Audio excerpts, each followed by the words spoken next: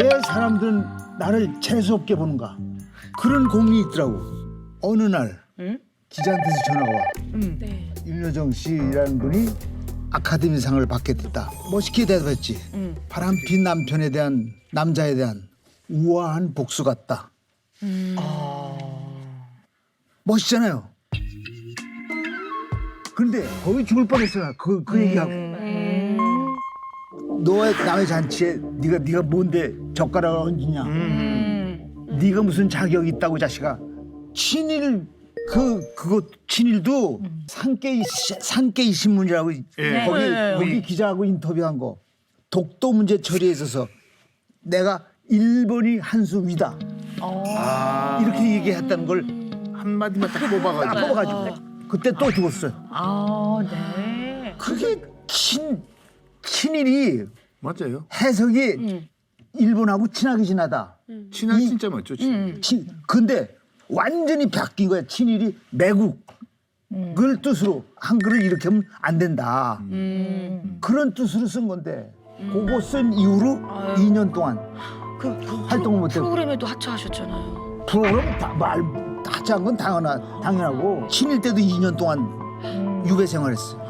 어떤 의도이시고 어떤 뜻이고 다 알겠어요. 다 이해를 하겠는데요. 화법 자체가 논란 화법이에요. 이게 논란을 불러일으키는 화법을 쓰시는 것 같아요. 화법. 가령. 이제 대법원 판결까지 다 받으셔서 이제 마음 많이 편안해지셨을 예. 텐데요. 선생님의 인생에서 굉장히 큰 사건이었던 것 같아요. 그래서 이 부분에 대해서는 이야기를 좀 나눠봐야 될 것 같아요. 이건 어떻게 된 사건이에요 그러면요? 하트를 예. 잘라서 밑에다가 이렇게 화분처럼 생각나게 처음 할 때는 화투를 잘라가지고 진짜 화투를 잘라서 이렇게 붙여가지고 팔았는데 이걸 좋아하니까 내가 조수한테 이걸 좀 똑같이 그려라. 그래도 뭔가 다르니까 이렇게 고쳐가지고 사인을 해서 팔잖아. 검찰에서는 조용남 네가 그린 게 아니고 이건 조수가 그린 거기 때문에 조수 그림이지 왜 네가 팔아서 횡령을 하냐. 조수를 다 써요. 바쁜 화가들은 조수 쓰는 거는 아무 관계가 없다. 그렇게 판결이 난 거지. 고등법원에서. 대중을 상대하셔야 되는 위치에 계시잖아요. 근데 대중은 불특정 다수들이거든요. 그렇죠. 대중들은 어떠한 보편적이고 일반적인 기준으로 생각하냐 되게 중요하거든요. 근데 그 부분을 잘 고려를 안 하시는 것 같아요. 대법원에서 선생님 이렇게 변론하셨잖아요. 근데 그거를 쭉 보면서 이런 것들이 선생님한테 굉장히 불리하겠구나라는 걸 그랬어요? 제가 그 느낀 게 최후 있었어요. 진술에서요? 네네. 제가 이렇게 보면은요, 어떤 게 있냐면요. 보면 제가 화투 그림을 그리게 된 것은 제가 화투 그림을 그리게 된 것은 세계적으로 이름난 팝아트의 선구자 앤디 워홀이 이렇게 해서 쭉 얘기하셨잖아요. 예. 이게 대중들은 그리고 앤디 워홀하고 같은 급이란 말이야? 이렇게 받아들일 것 같아요. 정말 그런 뜻이 아니신데도 그렇게 받아들일 것 같아요. 왜냐하면 대중들은 굉장히 다양한 사람들이니까요. 잘못하신 건 하나도 없어요. 이 말씀 중에 미묘한 뉘앙스가 대중들한테는 그렇게 받아들일 수 있다라는 거를 선생님이 좀 생각은 해보셔야 될 것 같아요. 대중들은 선생님을 1대1로 대하는 게 아니란 말이에요. 그래서 예를 들어 선생님이 조수를 뽑아서 이렇게 표현하지 않고 이러한 예술 작업을 같이 하실 분을 이랬으면 훨씬 논란이 덜했을 거예요. 네, 선생님은 결백을 증명해야 되는 상황이 자꾸 생기잖아요. 그죠? 근데 그때 결백을 증명해야 되는 중차대한 상황이 생길 때는 증명하시는 게 맞거든요. 그러니까 뭔가 변화는 필요해요. 왜냐하면 오해로 인해 마음에 상처를 입게 된단 말이에요. 그거는 선생님이 더 경험 안 하시는 게 저는 되게 중요할 것 같아요. 맞습니다. 네, 잘못한 게 아닌 걸 자꾸 잘못했다고 하는 거는 그 상황을 피해가는 게 맞아요. 방법을 바꾸시는 게 맞거든요. 선생님 어떻게 하시는 게 앞으로 필요할 것 같냐면요. 역 피라미드 대화법이라는 게 있어요.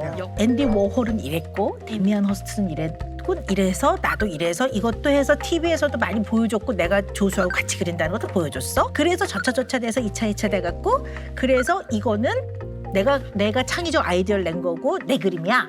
이렇게 하는 게 피라미드고요. 역 피라미드는요. 선생님이 전달하고 싶은 거를 가장 중요한 거를 먼저 말하는 거예요. 좋다. 이거 너무 좋은 것 같아요. 너무 좋다. 네, 먼저. 네. 네. 그러면 이제 아까 우리 그 미술 그 대작 그 사건 그때도 어떻게 해야 되냐면 사회 무리를 일으켜서 죄송합니다. 그냥 진위는 어쨌든 사회적인 와 말들이 많았으니까 사회적으로 논란을 일으킨 데는 여러 가지로 굉장히 죄송하게 생각합니다. 이걸 먼저 말씀하셨어야 돼요. 느낌이 확 다른데. 다르죠? 예. 네. 근데 이거를 앤디 워홀도 그리고 데미안 데미안스티. 어. 예, 뭐. 질문해봐 이제. 네. 다시. 여보세요. 예. 여보세요. 네. 예, 조영남 씨 휴대전화 맞나요? 네. 네, 안녕하세요. 채널 A 그 정영돈 기자입니다. 네네. 윤여정 씨가 대한민국 최초로 네. 민낯이라는 작품으로 여우조연상을 받았는데 예. 정말 그 대한민국의 큰 그 쾌거 아니겠습니까? 예. 한 말씀 좀 저희가 들을 수 있을까요? 저뿐만 아니라 네. 우리 대한민국의 영광이고 대한민국의 역사적인 사건이고 너무 좋습니다. 너무 훌륭한 쾌거를 이루셨죠. 네. 제가 그런 분과 13년을 살았습니다. 아니 그거 괜찮습니다. 그거 괜찮습니다. 네. 괜찮은데? 네, 여기까지는 예. 일단 정영남 씨 왜 갑자기 무슨 일이세요? 아니 내 얘기하다 보니까 예. 내가 스스로 창피하게 느껴져서 잠깐 혼자 낄낄댔습니다. 예. 네. 마지막에 끝까지 좀 말씀 좀 부탁드리겠습니다. 그 역사적인 사건이고 영광되고 네. 앞으로 네. 대한민국이 지금 방탄소년단을 비롯해가지고 예. 좋아요. 문화적으로 전 세계를 휩쓰고 있는데 거기에 큰 몫을 하신 분인데 저기 조영남 씨, 네. 좀 원래 그 조영남 씨 스타일 있잖아요. 위트 있게 한 말씀을 좀 부탁드리겠습니다. 그렇게 해다가 작살난 적이 있어서 그런 말투는 안 쓰기로 역 피라미드로 얘기하기로 결심한 바 있습니다. 너무 이해해 주시기 잘하셨어요. 네. 알겠습니다. 좋은 의견 감사합니다. 너무 자기 기분대로 행동을 해서 걱정돼요. 이게. 인터뷰하고 있을 때 준혜가 무슨 말을 하면은 좀 깜짝깜짝 놀랄 때가 좀 많은 것 같아요. 제가 입 열면 걱정해요. 무슨 얘기를 하긴 하는구나. 방금도 걱정했어요. 저 들어오기 전에 동혁이가 준혜야 좀 적당히 해줘. 약간 팬분들이 지어준 별명이 약간 그 90 마이웨이라고 해가지고 진짜 내 길만 간다. 저에 대한 자신감이 있거든요. 나는 될 그릇이다. 아니 이거는 뭐 정신승리나 내가 나한테 힘을 주는 그런 말이 아니라 정말 나는 현실적으로 내가 될 그릇이라고 생각을 해요. 근데 이제 제가 돌이켜봤을 때 그게 약간 흔들리기 시작하는 거예요, 점점. 그러면서 내 앞이 안 보였어요. 안 그려지는 거예요. 내 앞이. 혹시 뭐 좀 그런 것 때문에 약간 난처해진 뭐 그런 일화들이 좀 있으세요? 매우 있죠. 네. 들어볼까요? 매우 있죠. 네. 들어볼까요? 크게 논란이 된 적이 있었죠. 그 앨범이 나왔을 때 인터뷰가 있었어요. 근데 이제 되게 일반적인 질문이에요. 뭐 준혜 씨는 이번에 나온 앨범 중에서 어떤 노래가 제일 좋아요? 또는 어떤 노래를 가장 감명 깊게 들었어요? 라고 물어보셨는데 없는데요? 라고 대답을 했어요. 좋아하는데 그리고 이번 타이틀곡도 들었을 때 되게 괜찮다라고 생각을 했는데 막 그렇게 감명이 깊고 막 그런 노래는 솔직히 없었다.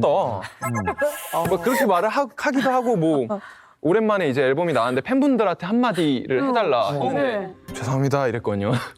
1년 거의 반 만에 나온 앨범이고 너무 많이 기다리기도 했고 팬분들도 스트레스가 꽤 있었을 거예요. 아이콘이 자주 나오는 그룹도 아니고 솔직히 말씀드려서 좀 삐딱한 것 같아요. 요즘에. 네. 우리 준혜 씨는 어떤 방어 기제를 쓰냐면요. 행동화. 행동화라는 방어 기제를 씁니다. 그래서 이런 분들이 장점도 있어요. 왜냐하면 굉장히 결정이 빠르고 그다음에 추진력이 있죠. 일단 맞아요. 생각한 거를 가만히 있지 않고 해요. 네. 행동으로 옮겨요. 약간 이제 우리가 보통 말하는 네. 급하다 이런 표현들 많이 네. 쓰기도 하고 다혈질 이런 표현도 좀 가끔 써요. 물론 다 그런 건 아니에요. 네, 그러니까 네. 반응의 속도가 되게 네. 빠르기 때문에 행동하시는 분들은 네. 그럴 때 약간 한번 걸러야 될 때 네. 의도와는 다르게 탁 때문에 이제 뒤에 수습을 해야 되는 일이 좀 생기고 오해를 받게 되는 일도 좀 그 과정에서 있었던 것 같아요. 이렇게 천천히 지속되는 걸 잘 못 기다려요. 뭔가를 계속 해야 네. 돼요. 뭔가를. 네. 가만히 있지 못하는. 그 약간 그런 거죠. 사람들 앞에 이렇게 가면 이렇게 손 숨기고 있고. 손이 실제 떨리는 손이 것 때문에. 떨려서?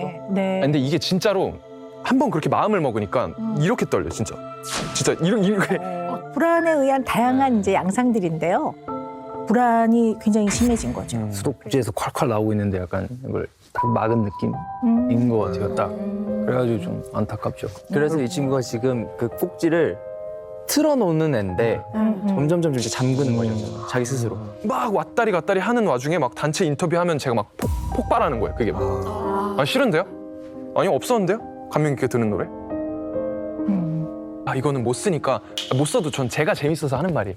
약간 이상해지는 거죠 컨디션이. 그래서 그러니까 멤버들이 말하기를 나사가 빠진 애 같다. 근데 정확히 짚더라고요. 저는 좀 나사가 살짝 빠져 있는 것 같아요. 좀. 힘든 거지. 마음이 힘들어 그러는 거지. 나사가 빠졌다는 표현보다는 이게 되게 힘든 거예요. 이게 각자 다른 형태로 마음의 힘듦과 고통을 느끼고 그걸 표현을 하는 네. 건데 표현 방식이 좀 다 다른 거죠. 네. 그런 부분이 준혜 씨한테 굉장히 강하다, 많구나. 네.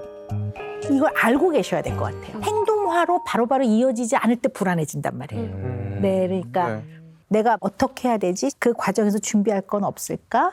요 중간 과정에 대한 다양한 생각을 했을 때 네. 훨씬 덜 불안할 거라고 봐요. 그러니까 그거를 좀 생각해보는. 제가 머릿속에만 갖고 있어야 될 생각을 입 밖으로 자꾸 꺼내요. 네. 주변 사람들한테 좀 지적질을 좀 많이 하는 편이에요. 제 마음과 다르게 좀 상처를 입히는 것 같아서 그게 좀 고민입니다. 그리고 또 그걸 알면서도 못 고치고 있으니까 그걸 오늘 좀 상담을 통해서 어떻게 좀 저를 좀 좋은 방향으로 바꿀 수 있을지 상담받으러 왔습니다.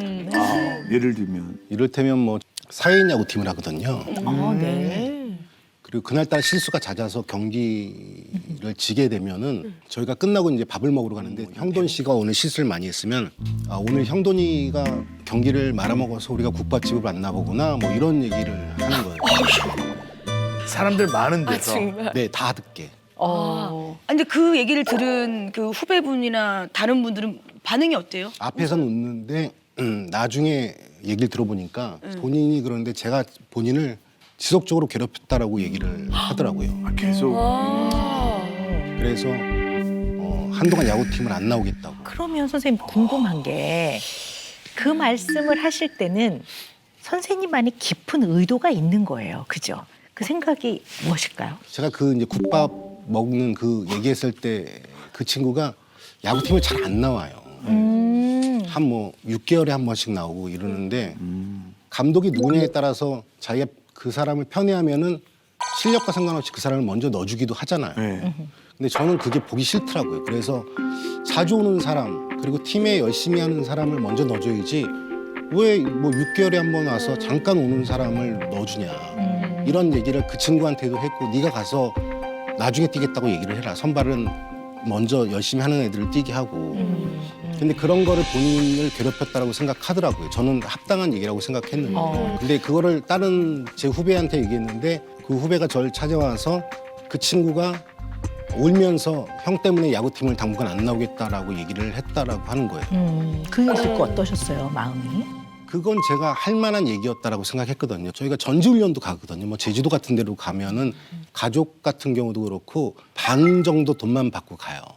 그러면 내내 야구팀을 안 나오다가 그때만 나오는 친구들이 있어요. 굉장히 좋은 야구장에서 할 때만 나오는 친구들이 그게 이렇게 보고 있으면은 그 중에는 뻔히 속이 들여다 보이는 친구들도 당연히 제 눈에 보이거든요.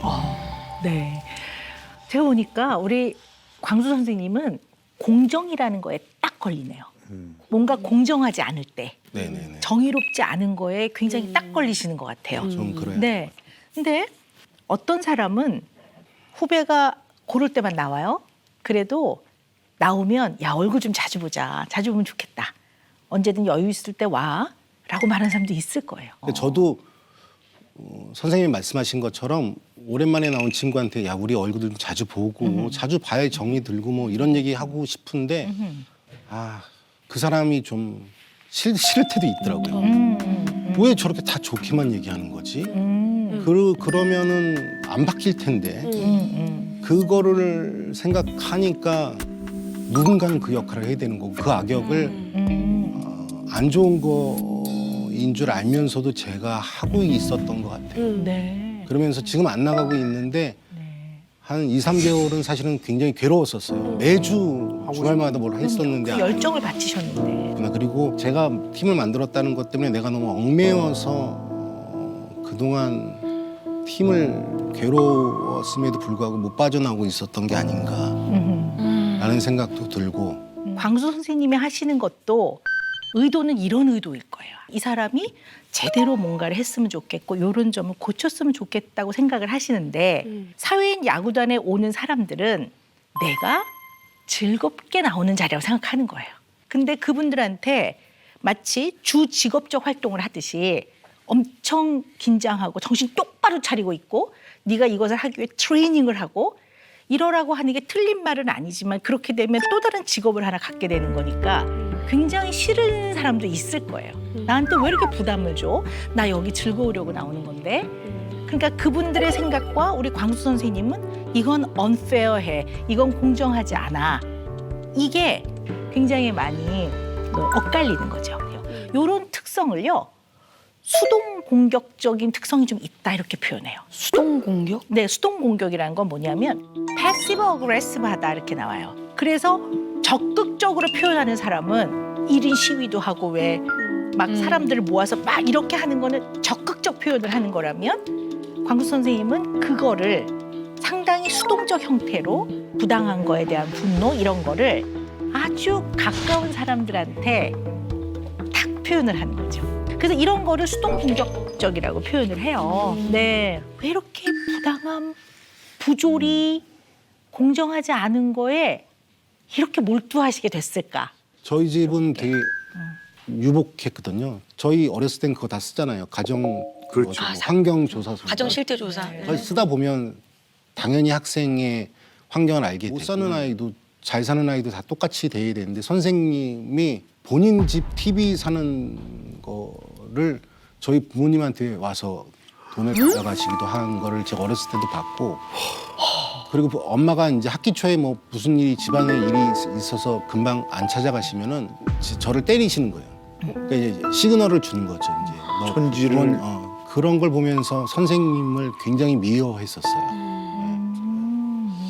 많은 부분에서 선생님의 생각과 마음을 좀 이해할 수 있을 것 같아요. 선생님의 내면 안에 좀 무력감과 약간 좌절감 이런 것들이 있으신 것 같고요.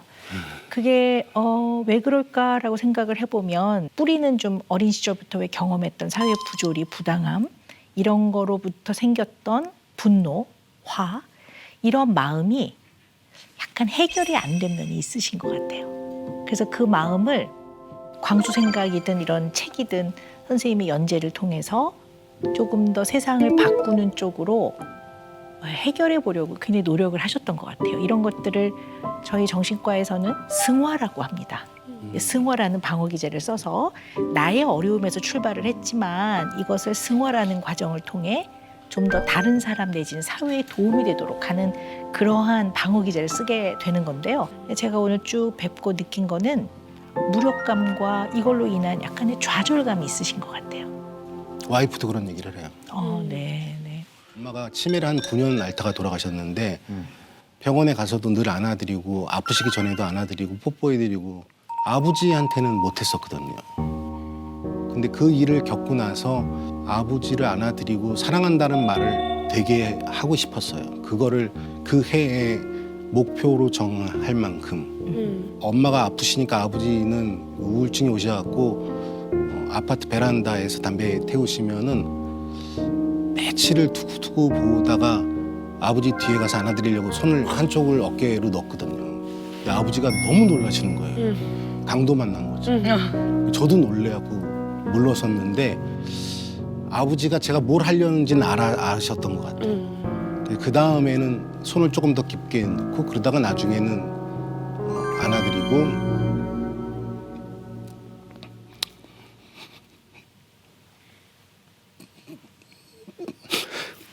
사랑한다는 말을 했거든요. 얼마 전에 돌아가셨어요.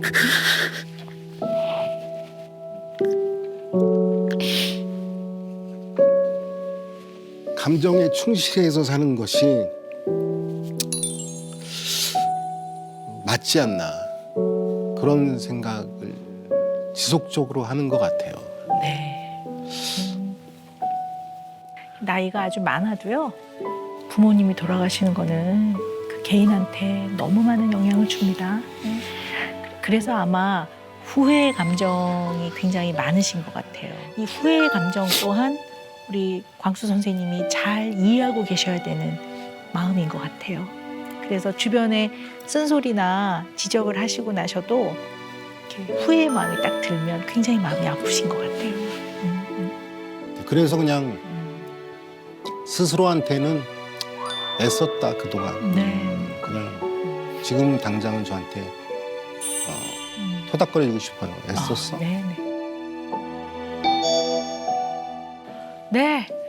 은영 매직 나가야 될 것 같습니다. 네, 우리 광수 선생님이 지금 전달하는 내용은요, 맞는 말이에요. 근데 요걸 너무 직격탄으로 날리시는 것 같아요. 요걸 조금 우회해서 표현을 한다고 해서 가식은 아니거든요. 그래서 내용까지 바꾸시라고는 말씀 안 드립니다. 제일 좋은 방법은 상대를 고려해 주는 걸 더 많이 하시면 될 것 같아요. 그리고 그냥 제가 말씀드리고 싶은 거는 개인에 대한 지적은 no. 근데 사회에 대한 지적은 yes. 그러니까 사회를 향해서 계속 부당하고 부조리, 정의롭지 않고 공정하지 않은 거는 선생님이 목소리를 높여주셔야 된다고 생각합니다. 사람들이 어떤 방향으로 나가야 된다는 거를 아유 내가 한 수 가르쳐줄게 이게 아니라 사람들이 그것을 보고 그냥 자연스럽게 느끼도록 23년 광수 생각을 하셨듯이 꾸준하게 해주시는 것이 박광수 선생님의 그냥 있는 그대로의 그 모습이 아닌가라는 생각이 듭니다. 감사합니다. 네, 정말 존경하고 너무나 가치 있는 일을 해오셨다라는 말씀을 다시 한번 드리고 싶습니다.